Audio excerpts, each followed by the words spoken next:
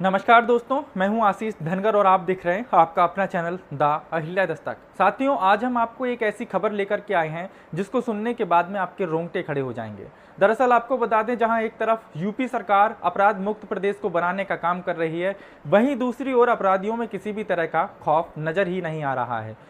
साथियों, अब तक तो जो है तमाम चीज़ों को हमने देखा, तमाम लोगों को हमने देखा, लेकिन इस बार एक ऐसी घटना को अंजाम दिया गया कि शायद अब तक उस इलाके में इस तरह की घटना पहले जल्दी नहीं हुई। आपको सुनने में बड़ा अजीब भी लगेगा कि आखिर इस घटना को कैसे अंजाम दे दिया गया।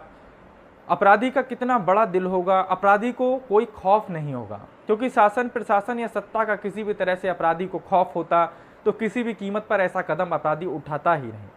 और साथियों, लगातार योगी जी ये कहते नजर आ रहे हैं कि अपराध मुक्त प्रदेश को बनाने का काम कर रहे हैं और यूपी में अपराधी बिल्कुल बचे ही नहीं।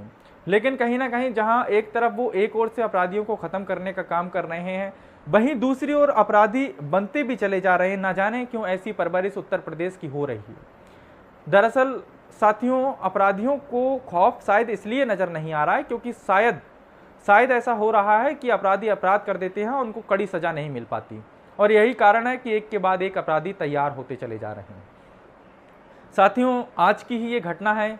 घटना के बारे में मैं आपको ज़रा डिटेल से बताने से पहले कुछ चीज़ें बताना चाहूँगा कि उत्तर प्रदेश का एक ज़िला पड़ता है बरेली की एक विधानसभा पड़ती है मीरगंज, और पश्चिमी फतेहगंज थाना पड़ता है, जहाँ एक गांव पड़ता है रसूला चौधरी के ही एक व्यक्ति का कॉल आता है मेरे पास, अरविंद कुमार धनगर, और मुझे घटना के बारे में पूरी जानकारी देते हैं कि ऐसा ऐसा मामला हो गया है और एक व्यक्ति को जो है ट्रैक्टर से रौंद दिया गया है। दरअसल साथियों, ट्रैक्टर से रौंदने के लिए एक बहुत बड़ा पत्थर दिल चाहिए, क्योंकि शायद इंसान से तो ये काम हो नहीं सकता। हम एक मच्छर भी मार देते हैं, मक्खी भी मार देते हैं, तो शायद उसका भी कष्ट लगता है।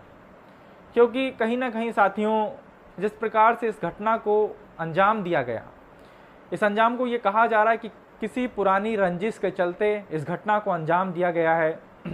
लेकिन रंजिश चाहे कोई भी हो, लेकिन इस तरह की घटना कहीं ना कहीं साथियों लोगों में खौफ पैदा करती है।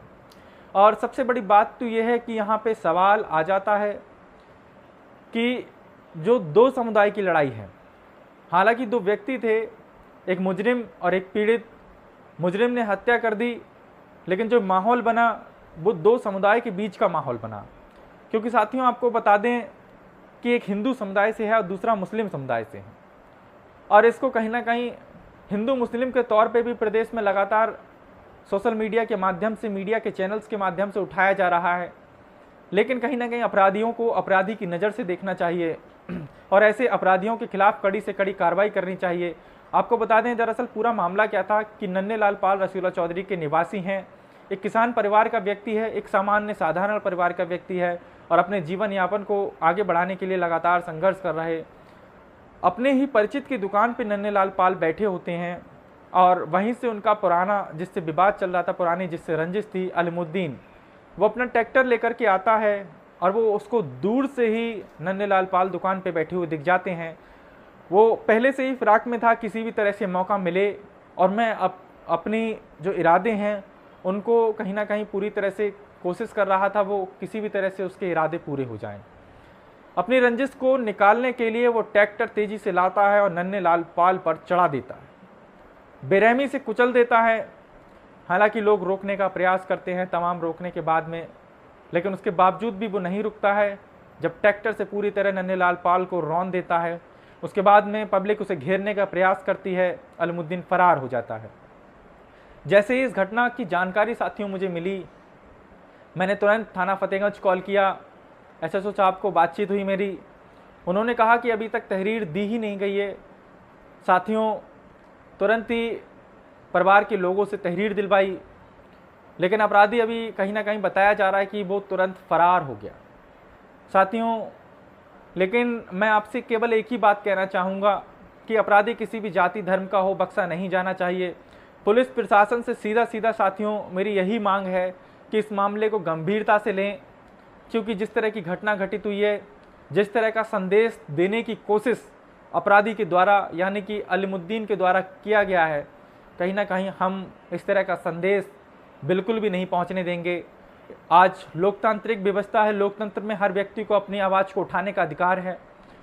साथियों, मैं पीड़ित परिवार से मीडिया के माध्यम से कहना चाहूँगा कि हर तरह से उनकी संभव मदद की जाएगी और किसी भी माई के लाल में दम नहीं है जो अपराधी को बचा ले।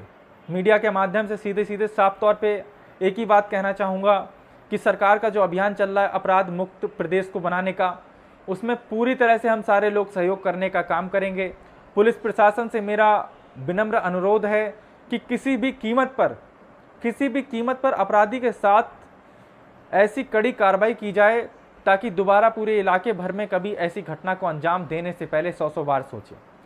साथियों, यदि 24 घंटे के अंदर पीड़ित पक्ष को न्याय नहीं मिला तो निश्चित तौर पर द अहिल्या दस्तक के माध्यम से संदेश है ये कि किसी भी कीमत पर हम लोगों को पीड़ित पक्ष के साथ उतरना पड़े, हम लोग हर कीमत पर तैयार हैं।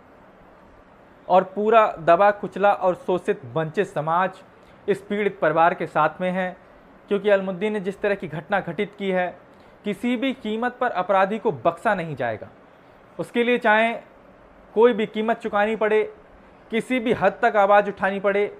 आप लोगों से मेरा विनम्र अनुरोध है साथियों, जो भी लोग हमारे चाहने वाले लोग हैं, इस वीडियो को ज़्यादा से ज़्यादा शेयर करें। और आप लोगों की क्या राय है कमेंट सेक्शन में अपनी राय ज़रूर दीजिएगा। मीरगंज के साथियों से मैं कहना चाहता हूं, आप सारे लोग साथियों तैयार हो जाओ। हालांकि हमें प्रशासन से पूरी उम्मीद है कि किसी भी कीमत पर प्रशासन हमारे साथ न्याय करेगा, पीड़ित पक्ष के साथ न्याय करेगा। लेकिन यदि किसी भी तरह से अपराधी को नहीं पकड़ा गया, अपराधी को किसी भी तरह से कहीं ना कहीं हीला हवाली की गई, तो चाहे साथियों कोई भी भ्रष्टाचार कर रहा हो, किसी को भी नहीं बख्शा जाएगा। तमाम मीडिया चैनल्स घेराव करेंगे, तमाम जनता को कहीं ना कहीं सड़कों पर उतरना पड़ेगा। बड़ा आंदोलन की भी चेतावनी है साफ तौर पे शासन, प्रशासन और सत्ता को कि कोई भी कीमत हो, कोई भी स्थिति हो, अपराधी बख्शा नहीं जाना चाहिए।